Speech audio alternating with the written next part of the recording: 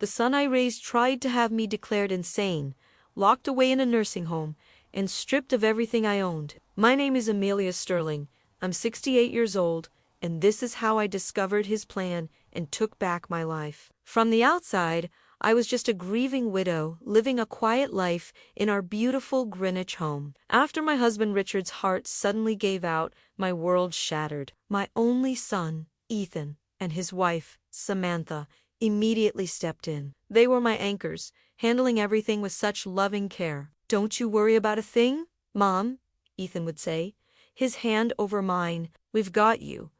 I soaked up their affection like a dying plant in the rain, never suspecting that their kindness was just the soil in which they were planting the seeds of my destruction. The first thread in their web of lies wasn't even theirs.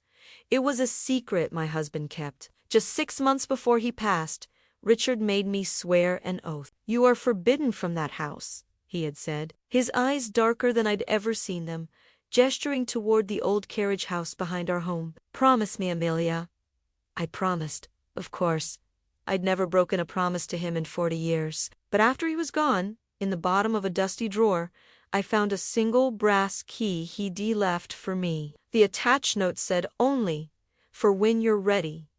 That key was the beginning of the end of my old life, and the start of a war I never wanted to fight. This is a story about the deepest kind of betrayal, and it's not an easy one to tell. If you want to walk this path with me and see how it all ends, make sure you're following along so you don't miss the next chapter. For 3 months after Richard was gone, the house was deafeningly quiet. The only sounds were the ticking of the grandfather clock and the soft, pitying tones of my son and his wife. It was on one of those long, silent nights that I found myself in Richard's study. His scent, a mix of old books and sandalwood cologne, still hung in the air, a ghost that I both loved and hated. My fingers traced the spines of his books, searching for a connection, for something I had missed. That's when my hand brushed against it.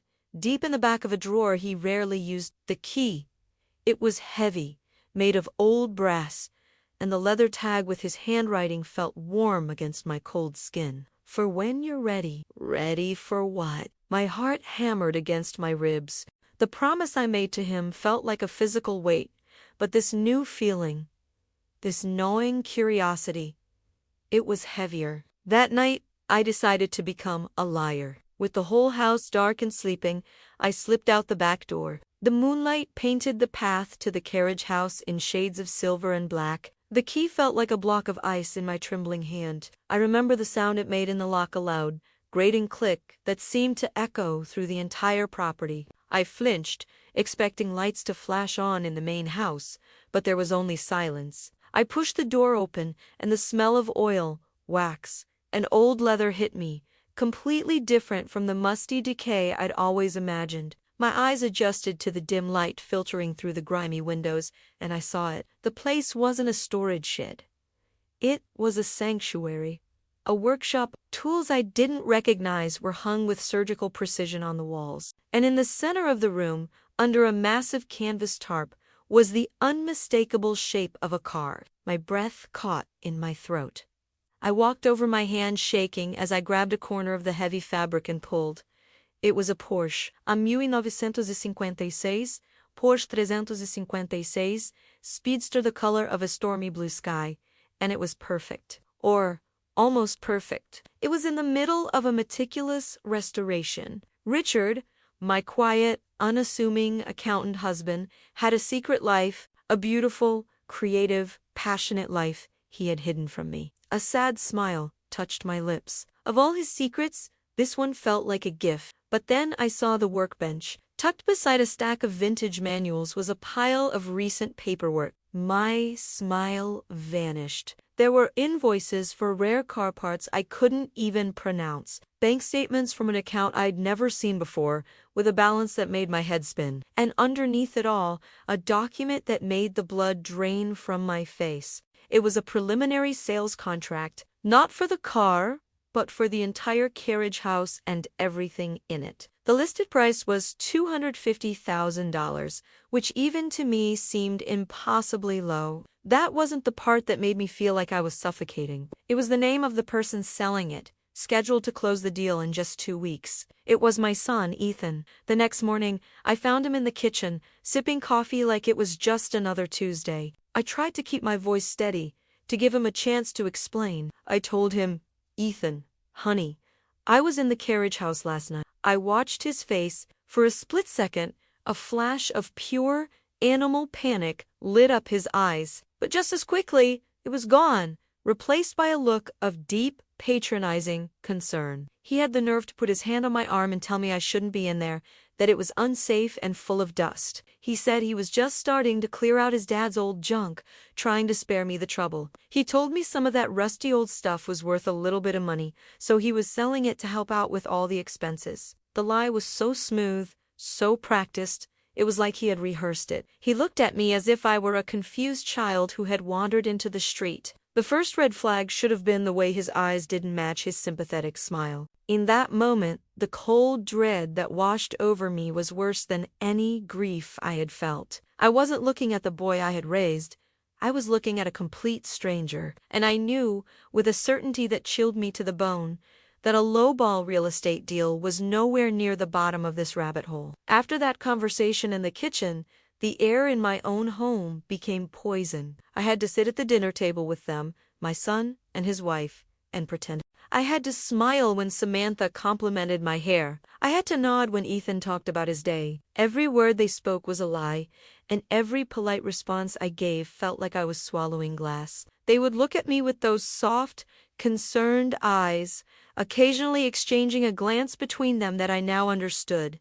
It wasn't sympathy, it was the look of two zookeepers checking on a rare and slightly unpredictable animal. They thought they had me in a cage of grief and confusion.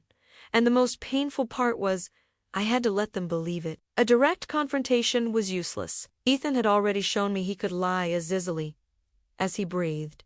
I needed proof. Something undeniable. Something I could hold in my hands and say, "Explain this." So, I started to play their game. I became the woman they wanted me to be, quiet, forgetful, lost in her own home. I'd misplace my reading glasses. I'd ask them the same question twice in an hour. It was sickening, but it was also my cover. While they were at work or out to dinner, the confused old woman went to work. My first target was Richard's study. I spent hours in there, surrounded by the ghosts of our life together. I went through every file, every drawer, every book. It was all meticulously organized, detailing our shared finances, our life insurance, our wills, the normal architecture of a long marriage. There was nothing about a secret business, nothing about a multi-million-dollar collection of classic cars. I felt a pang of despair. Maybe I was wrong. Maybe the grief was making me paranoid, just like they wanted to believe. But then, a memory surfaced. It was from about a year ago. Richard had spent an entire weekend in the old downstairs library, a room we almost never used. He was hauling boxers, dusting off shelves. When I asked what he was doing, he just smiled and said he was organizing his thoughts. It was a strange answer, but I didn't question it then.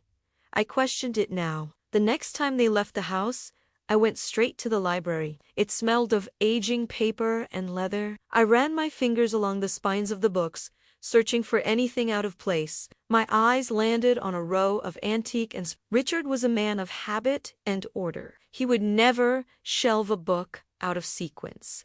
And there it was, Volume G was sitting where Volume F should have been. My heart started to beat faster. With a trembling hand, I pushed Volume G.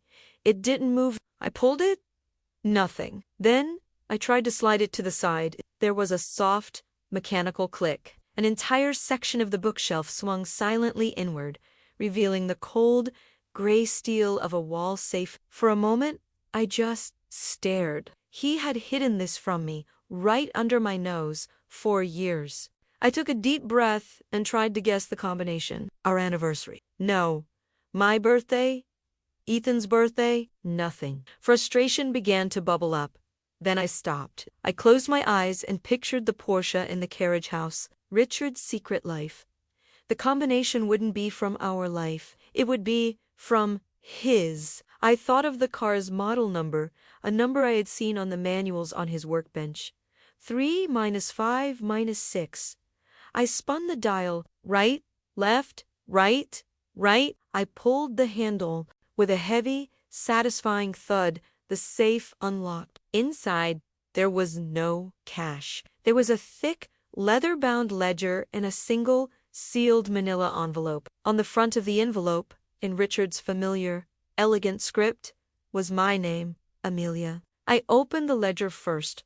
My hands shook as I turned the pages. It was all there, documented in his perfect handwriting. Decades of work. Cars bought as rusty skeletons and sold as gleaming jewels. The names of buyers, the prices, the profits.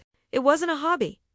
It was a dynasty. The contents of that carriage house weren't worth $250,000. They were worth millions, an entire fortune that my son was trying to steal for pennies on the dollar. The anger was so cold and so sharp it almost took my breath away. I closed the ledger and picked up the envelope with my name on it.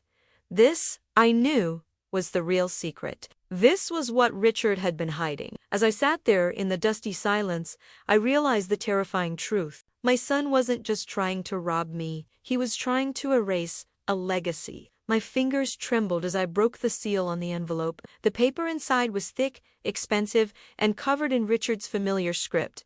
But it wasn't a love letter. It was a letter from the grave, and it was a warning. He started by explaining everything. The business, which he'd secretly run under the name Sterling Restorations, was his art, his passion. He described the joy of bringing a dead machine back to life. He listed the 4 classic cars currently in his car, including the Porsche and their real-world auction values. The number was so staggering, I had to read it twice. He said he kept it all separate, not because he didn't trust me, but because he didn't want to burden me with the stress and complexity of it all. It was his escape, his private world. For a moment, reading his words, I felt a deep, aching love for the man I was only just getting to know 40 years too late. Then, the tone of the letter changed. The loving words disappeared, replaced by the weary tone of a worried father. He wrote about Ethan, about the massive debts he'd been secretly paying off for the last 2 years. Gambling debts, failed business ventures. He wrote about Ethan's desperation, the constant, veiled requests for more and more money. Richard felt he was losing his son to a hunger for a life he hadn't earned. And then came the part that shattered me, the part that made all the other betrayals feel like scratches. In his last few months, Richard wrote, Ethan had started talking to him about me. It was all done so cleverly, under the guise of loving concern. He would tell his father that I was getting forgetful, that I'd told the same story 3 times at dinner, that I seemed confused about paying the bills. He'd recall times I'd misplaced my keys or forgotten an appointment, normal things, and frame them as evidence of a mind in decline. He was poisoning Richard's perception of me, drop by drop.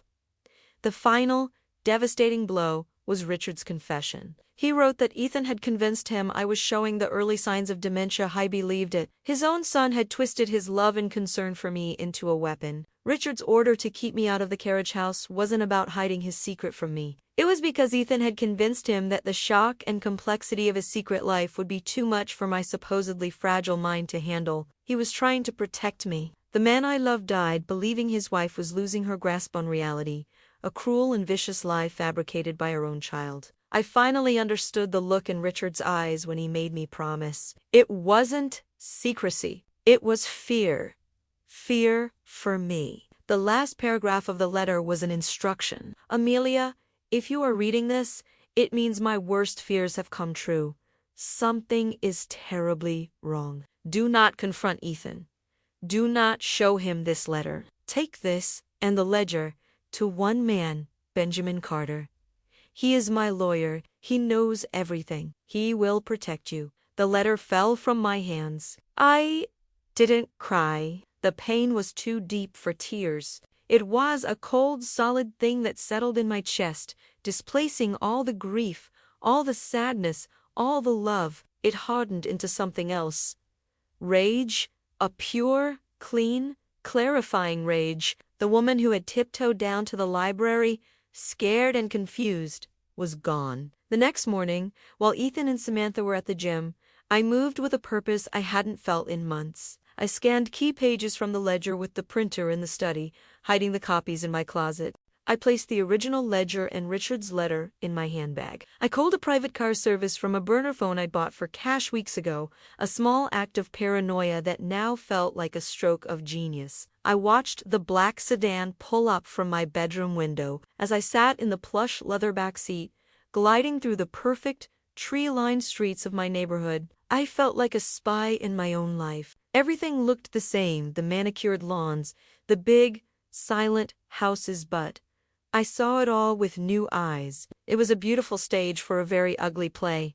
The grieving widow was dead. The woman arriving at Benjamin Carter's downtown office was the executive producer, and I was about to rewrite the ending. Benjamin Carter was a man made of tweed and quiet intensity. He looked more like a history professor than a high-powered lawyer. He read Richard's letter in his mahogany-paneled office, his face unreadable. When he finished, he took off his glasses, polished them slowly, and looked at me. The professional calm in his eyes was gone, replaced by a cold, protective fury. "I knew Richard was worried about Ethan's debts," he said, his voice low. "But this is monstrous. He confirmed my worst fears. Ethan was indeed trying to liquidate the restoration business, but he also gave me my first glimmer of hope. Richard was a brilliant man.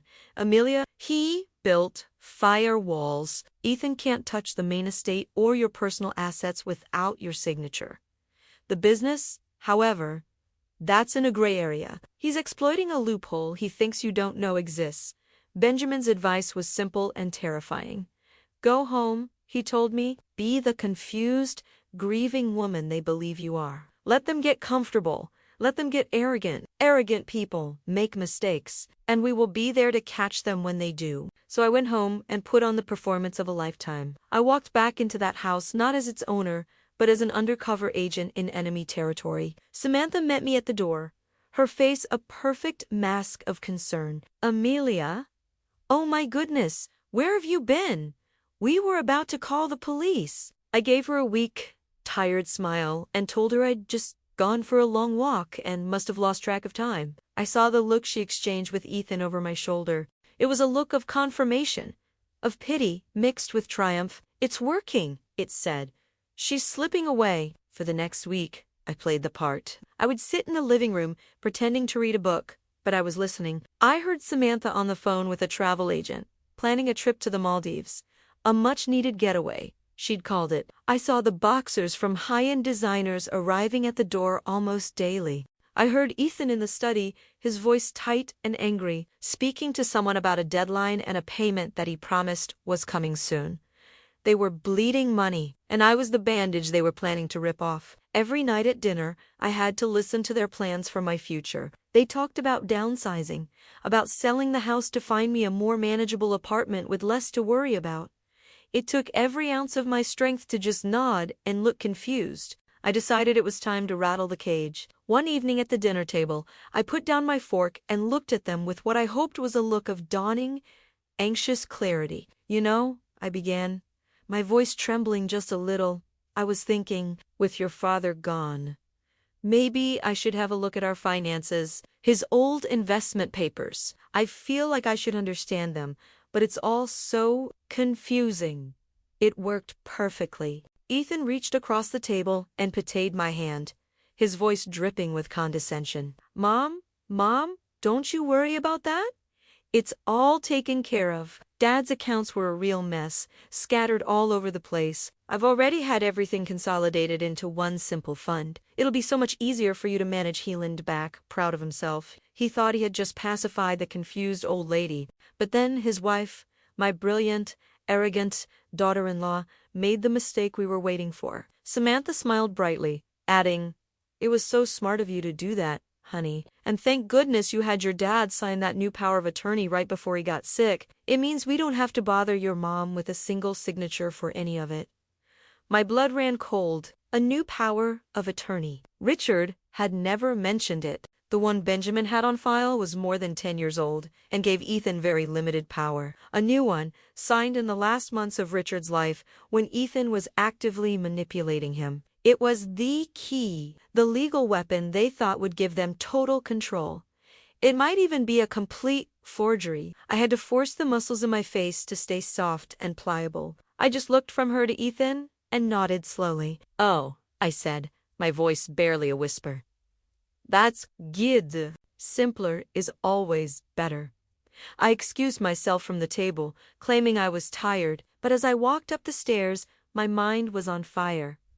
They didn't just think I was a confused old woman, they thought I was a fool. And in her desire to prove how clever her husband was, Samantha had just told the fool exactly how they planned to rob the kingdom. The moment I hung up the phone with Benjamin Carter, I felt the first real shift in the balance of power. I had relayed Samantha's slip-up about the new power of attorney, and the silence on his end of the line was heavy. I could almost hear the gears turning in his sharp, legal mind. He told me this was the linchpin, the exact piece of arrogant carelessness we needed. He would immediately begin the process of legally challenging the document's validity, forcing Ethan to produce it for inspection. Benjamin suspected it was either a forgery or a coerced out of a dying man who was being systematically lied to. Either way, it was a weakness we could exploit. But Benjamin also cautioned me. He said we needed to understand the why.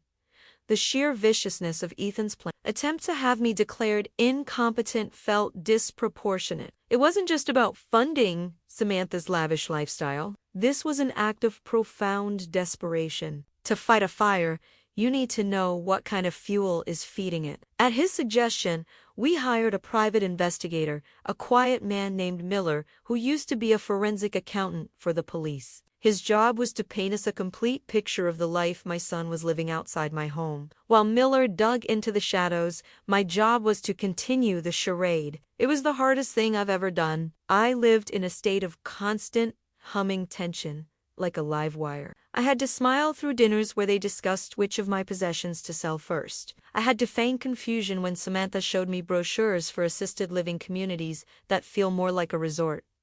Every night, after they were asleep, I would slip out to the carriage house. It became my true home. I'd sit in the driver's seat of the half-finished Porsche, inhaling the scent of leather and oil, and I'd read Richard's ledger. I was studying his life's work, and with every page, my resolve hardened from a burning ember into cold, sharp steel. A week later, I was back in Benjamin's office. A single, thin file folder lay on the conference table between us. It was Miller's report. What was inside made Richard's letter about gambling debts look like child's play. The truth was, Ethan had graduated from gambling. He had made a series of disastrous investments, trying to get rich quick, and had lost a fortune. But it wasn't his fortune to lose. Miller's investigation revealed that Ethan was deeply in debt to a notoriously dangerous loan shark, a man known for his brutal collection methods. The threats against my son weren't just angry letters from a credit card company.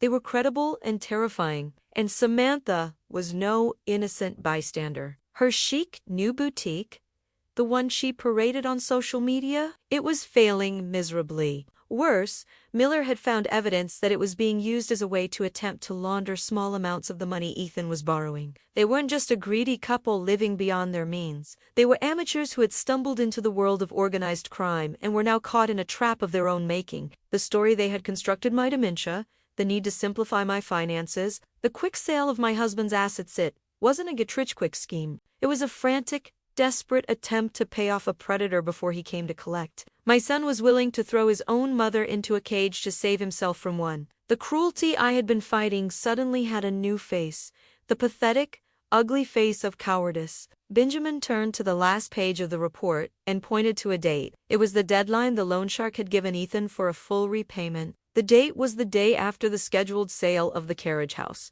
This was never a long-term plan.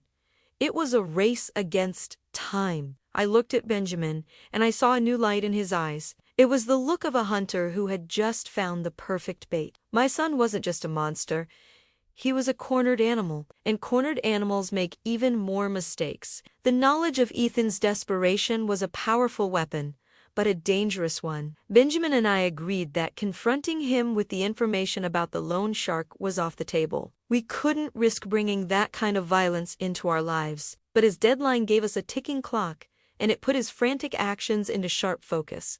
Our strategy evolved. We were no longer just defending against his attacks. We were going to proactively dismantle his plan, piece by piece, before his time ran out. Benjamin spread the contents of Richard's ledger across his desk. He told me that my husband's true legacy wasn't just the cars themselves, but the name he had built. Sterling Restorations was a legend in a very small, very exclusive world. The people in that, ledger collectors, mechanics, auctioneers, they didn't just respect Richard, they revered him. We needed them. It was time to introduce Amelia Sterling to her husband's secret kingdom. My hand trembled as I dialed the first number on the list Benjamin had circled. It belonged to a man named Marcus Thorne, a titan of industry in Chicago, who was also one of the world's most serious classic car collectors. According to Richard's notes, Marcus had bought his very first major restoration nearly 30 years ago. He was the one who helped put Sterling Restorations on the map. I felt small and insignificant, a grieving widow about to bother a powerful man. I almost hung up. But then I pictured Ethan's smug, pitying face, and my fingers tightened on the receiver. I introduced myself as Richard Sterling's widow. Marcus's voice was deep and polite, offering condolences I could tell he had offered many times before. Then, following the script Benjamin and I had prepared, I told him I was calling because my husband's final projects, his entire workshop, were under threat. I explained that a third party was forcing the sale of the entire collection to a notorious flipper, a man known for buying masterpieces and scrapping them for parts. The change in his voice was immediate. The polite distance vanished, replaced by a sharp, angry intake of breath. The idea of Richard's work being dismantled was, to him, like hearing someone was planning to burn a Rembrandt for firewood. He told me that my husband was an artist, a master, and that what I was describing was a desecration. That's when I laid the final card on the table. I told him the third party forcing the sale was my own son, who had taken advantage of his father's final illness to seize control. The silence on the other end of the line was short but heavy. When he spoke again, his voice was like granite. He told me not to worry about the buyer. He knew the man well, calling him a bottom feeder who was about to find himself in very hot water. He promised me he would make a few calls,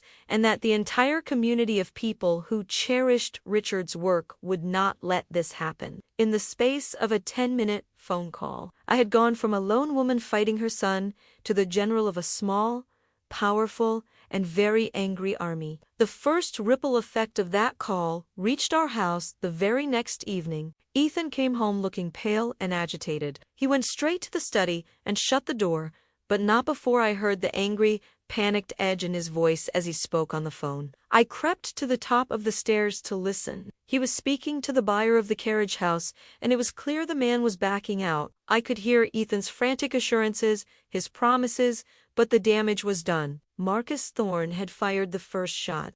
I watched from my bedroom window as Ethan paced back and forth in the garden, running his hands through his hair. The pressure was on. The walls of his own desperate trap were beginning to close in, and he had no idea who was pushing them. He thought this was a simple game against his confused mother. He was about to learn he had picked a fight with a ghost, and all of that ghost's most powerful friends were now on my side. Ethan was unraveling. With the carriage house sale collapse, the invisible pressure on him intensified. He was a caged animal, pacing and snapping. The mask of the loving, patient son was slipping, revealing the angry, desperate man underneath. He and Samantha now spoke in frantic whispers, their arguments becoming sharp and careless. They started watching me with a new kind of look in their eyes.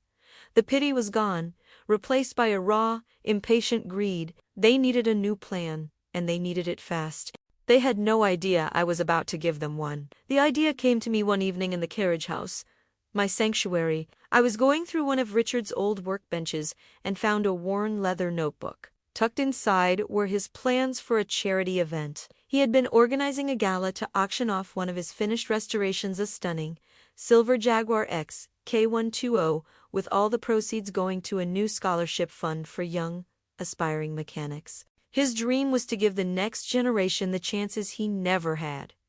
Holding the notebook, I felt a shock of clarity. This was it. This was the weapon. It was more than a plan. It was poetry. We would give Richard his party, We would fulfill his last wish, and we would use it as a stage to expose the son who had tried to desecrate his memory. The next morning, I presented the idea to Ethan and Samantha.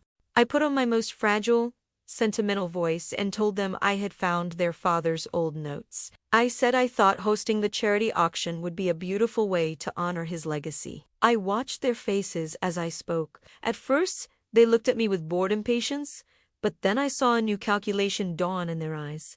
A high-profile charity gala. In their world, that wasn't a memorial service. It was a networking event.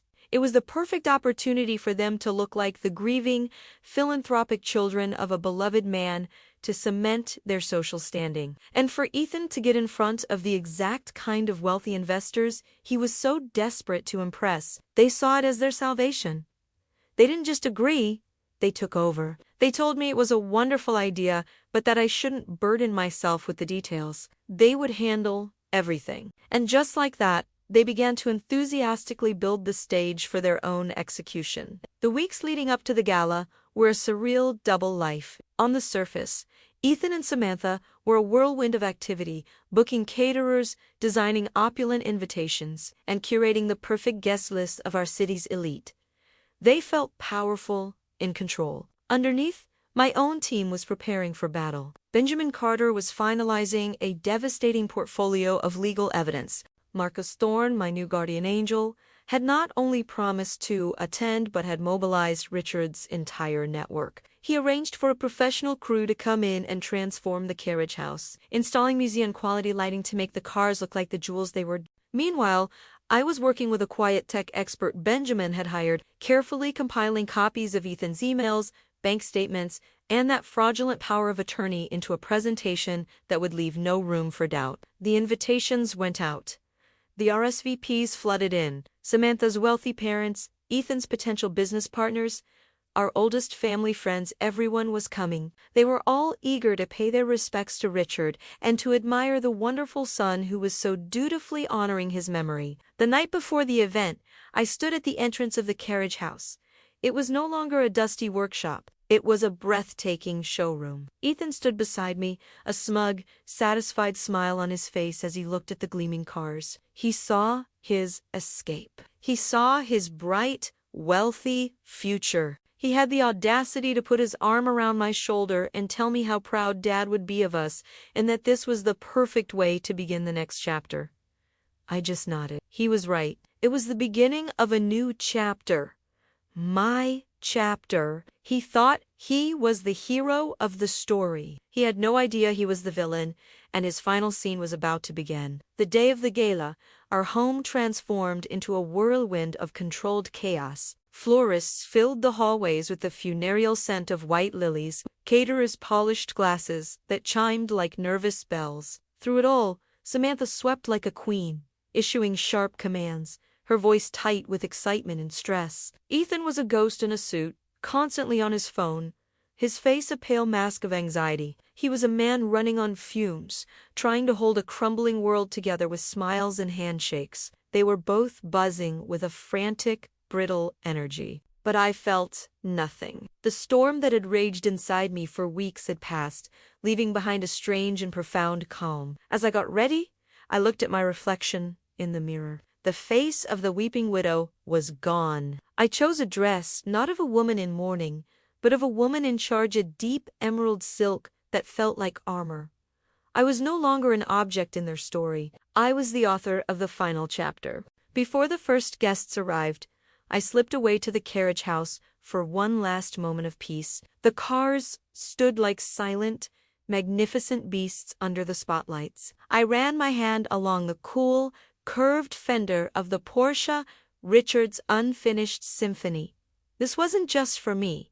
It was for him. It was to protect this beautiful, secret world he had built, to honor the man he was, not the fading memory his son was trying to exploit. In that quiet moment, I said goodbye not just to my husband, but to the son I thought I had raised. The boy I loved was truly gone, and I would not mourn the stranger he had become. As I turned to leave, I heard their voices coming from just outside the side door.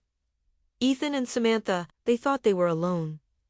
Their whispers were sharp, like splintered glass. I heard Samantha, her voice shaking with a rage that was close to panic. She told him her father had been asking questions, that people were whispering about his failed deals.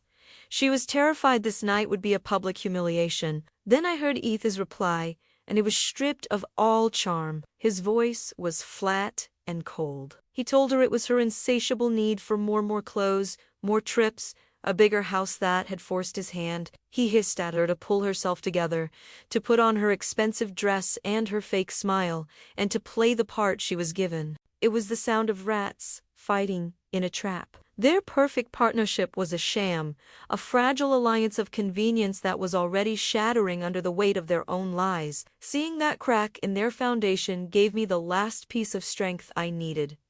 They were not a united front. They were just two selfish, scared people who were about to turn on each other. The guests began to arrive. The long driveway filled with sleek, expensive cars. Music drifted from the main tent. I stood at the entrance, playing the part of the gracious, grieving matriarch. I accepted condolences. I smiled. I thanked people for coming. Ethan and Samantha stood on either side of me, their masks of loving devotion perfectly in place. We were the image of a perfect family, united in tribute. The party was a success. Guests gasped in awe at Richard's cars. Ethan moved through the crowd, a conquering hero, accepting praise for his strength and devotion. I saw Benjamin Carter standing discreetly near the back, a silent pillar of support. I saw Marcus Thorne, who caught my eye from across the room and gave me a single, firm nod. The auctioneer took the stage to warm up the crowd. The energy was building. Then, the event manager stepped up to the microphone. The cheerful chatter of the crowd died down. He spoke of Richard's memory, of his legacy, and of the family that was so lovingly carrying it on. And then he introduced me. And now, to say a few words, I'd like to welcome the heart of that legacy, his beloved wife, Amelia Sterling. A spotlight hit me. A polite, warm applause filled the room. I saw Ethan in the front row, looking up at me, his smile so proud, so patronizing. My heart wasn't racing with fear. It was beating with a slow, powerful, steady rhythm. A war drum. I walked to the podium, looked out at all the expectant faces, and settled my gaze on my son. The giant screen behind me showed a beautiful, smiling photo of Richard. It was time to change the picture. I stood at the podium, the warmth of the spotlight on my face, the silence of the crowd a heavy blanket. I started softly. I thanked them all for coming, for their love for Richard. I spoke about his quiet passion, the secret artist who lived inside the careful accountant. I told them how proud I was to finally share this beautiful part of him with them all. The room was filled with a warm, nostalgic glow. I could see people smiling, nodding. In the front row, Ethan and Samantha were basking in the reflected glory, looking every bit the proud, devoted children. Then, I turned to them. I thanked Samantha for her impeccable work in organizing the event. Her smile widened. And then, I focused on my son. My voice was clear and carried to every corner of the room. But I have to give my most profound thanks to my son, Ethan. I paused, letting the moment hang in the air. He has taught me a lesson I will never forget, a lesson about family, about trust, and about the true value of a person's legacy.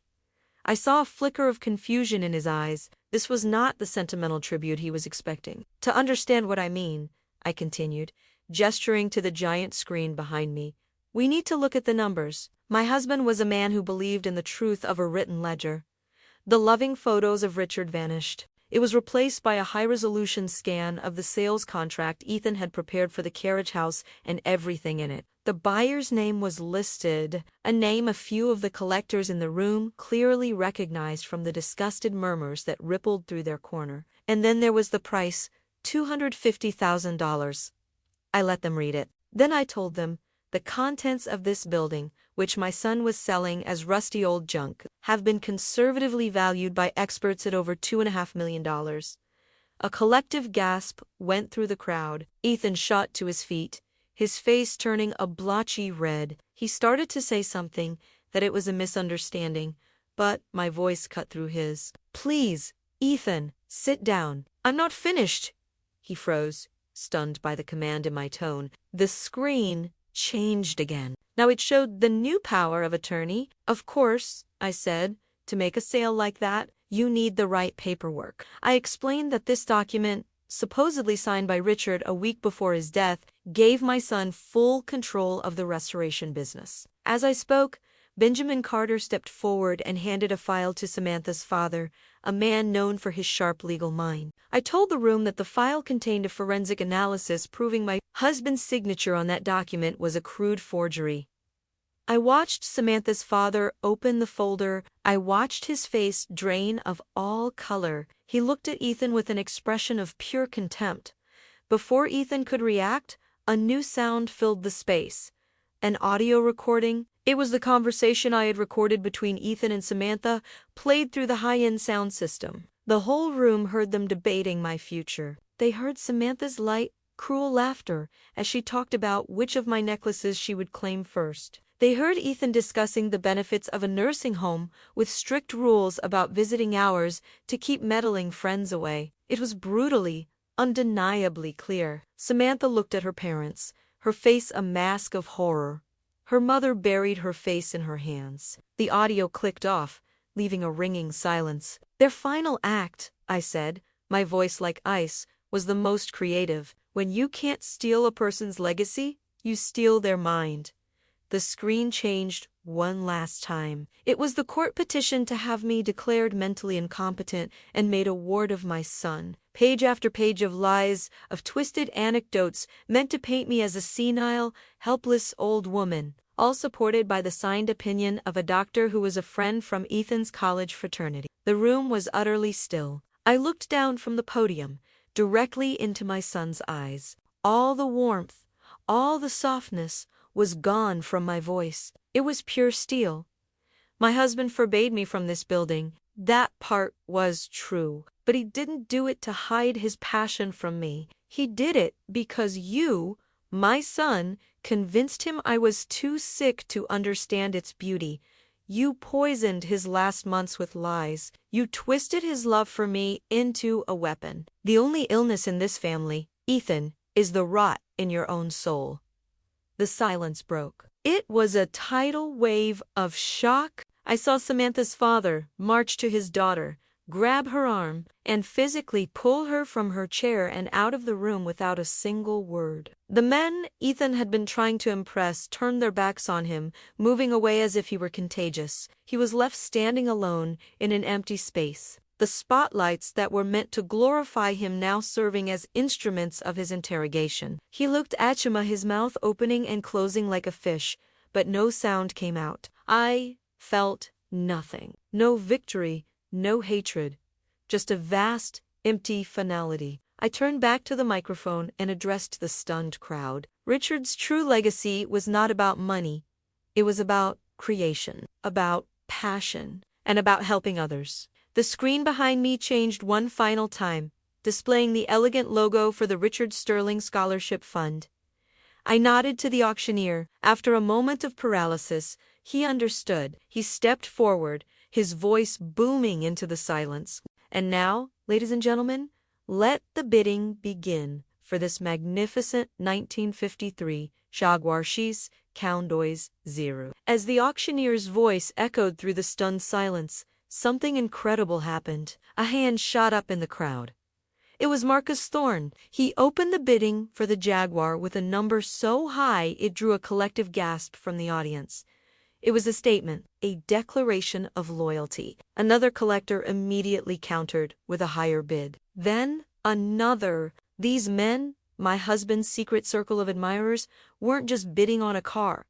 They were voting. They were casting their ballots for Richard's true legacy and against the son who had tried to poison it. The money raised for the scholarship fund that night was astronomical, enough to launch the foundation in a way Richard could have only dreamed of. I didn't watch Ethan as it happened. I heard a quiet word from the event's security, and when I looked again, the space where he had been standing was empty. He was simply gone, erased from the celebration with a quiet, humiliating finality. The night that was supposed to be his coronation had become his abdication. The party continued, but its atmosphere had changed. The shock had transformed into a powerful sense of community, of a wrong being righted. For the first time in months, I could breathe in my own home. The fallout was as swift as it was brutal. Faced with irrefutable proof of forgery, fraud, and financial elder abuse, Ethan had no cards left to play. To avoid a drawn-out, public trial that would have aired every last dirty secret,